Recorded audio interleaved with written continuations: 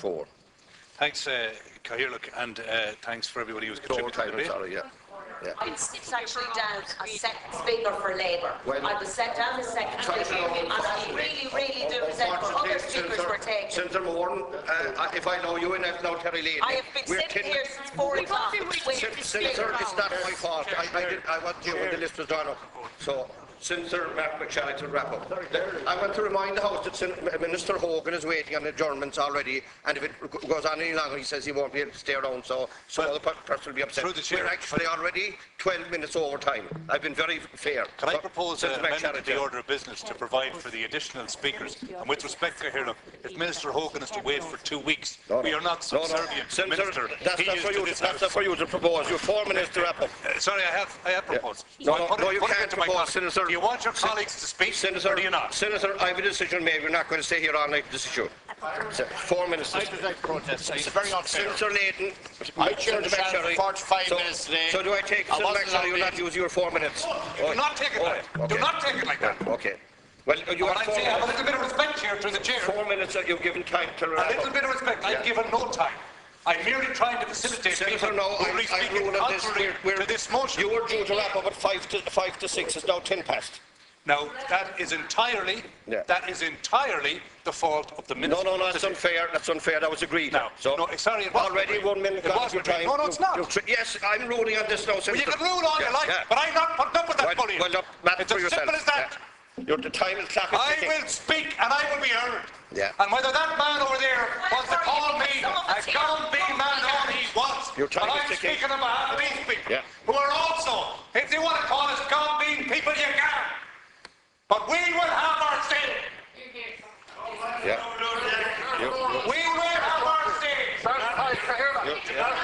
I will not debase the debate on serious issues in this house by name calling. The clock is ticking, so. Now I have 4 minutes, Cahirlook. No, there's 2 and gone. with respect, There's 2 gone. I will take them. Yeah. You'll take what I give you. Don't try to bully the chair now, so be fair.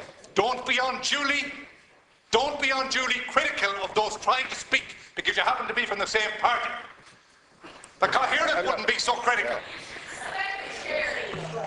Excuse me.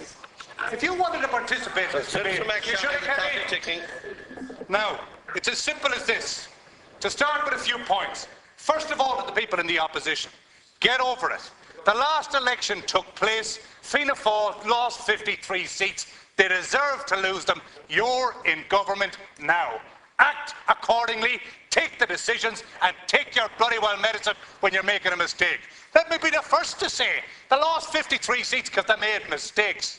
And it must take a stupid government to come in and not learn from the mistakes of their predecessor, at the very least.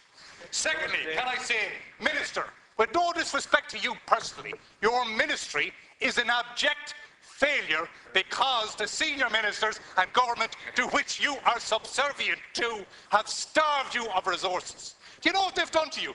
You've announced a few weeks ago through your colleague Minister Quinn about the fact that they have now guidelines for a whole school approach on mental health. What was the net result of that?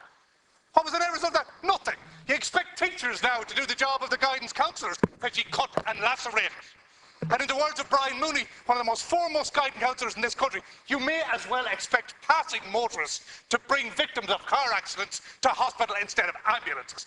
That's the kind of medical planning we've seen by this government. That's the gone bean approach to somebody who's questioning you on it. Call it that if you will.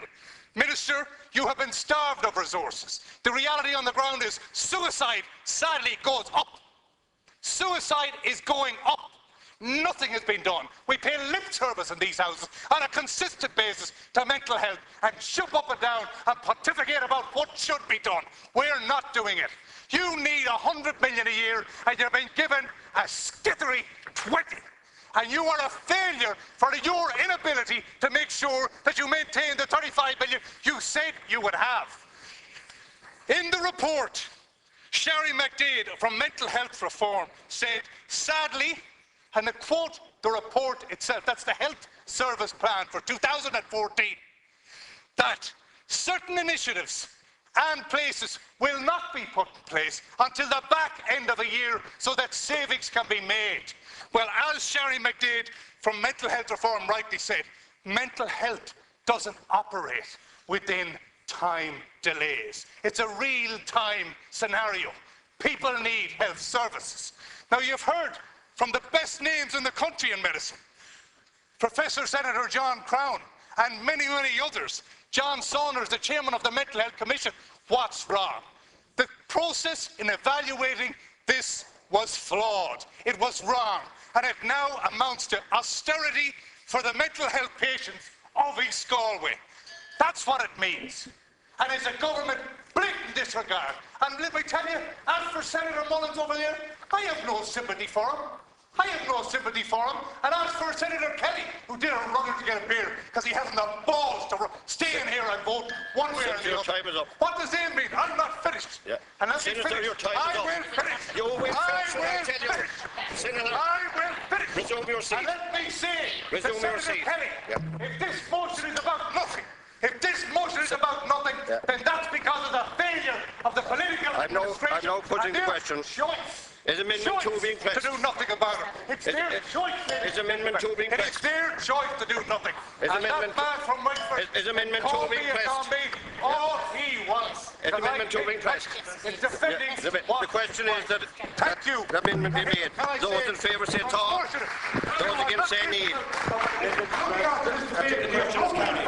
I think the We have question is talked carried. over me and other colleagues. Senator, And I expect more from a parliamentary colleague. I ask you to withdraw that remark. Under no circumstances. You didn't even give me the protection of the chair, but it's been abused to the other side. And as a party colleague looking at me, the remark you was were withdrawn. wrong. Sit down, resume your seat.